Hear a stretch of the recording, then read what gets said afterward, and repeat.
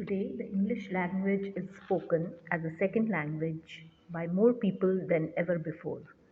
In 2006, for every native English speaker, there were estimated to be three non native English speakers.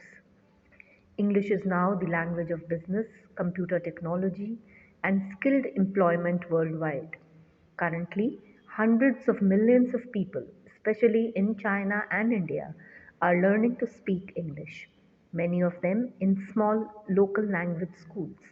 Experts predict that 3 billion people will speak English as a second language by 2016.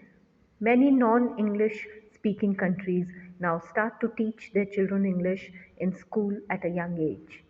This not only helps the children to learn English but also to get better jobs when they are older.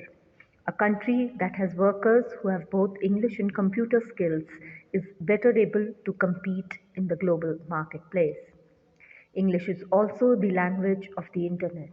Many people work in the field of internet technology, while many others use the internet to help them to do their jobs or to improve their English skills. As more non native speakers have learned English, words from local languages have become mixed with it. For example, Spanglish, a mix of Spanish and English, is now spoken in the United States and Mexico.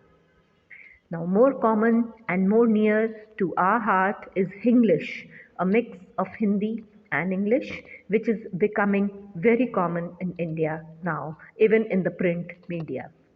In fact, some experts think that people could one day speak one kind of English at home, another at work or school, and a third while traveling or talking to international visitors. Other experts believe that countries should encourage local versions of English. Some native speakers are upset at these changes. However, they will have to adapt to them because the globalization of English has become a fact of life. The highly lucrative English as a second language teaching industry and the demand for native English speakers will continue to grow for some time to come.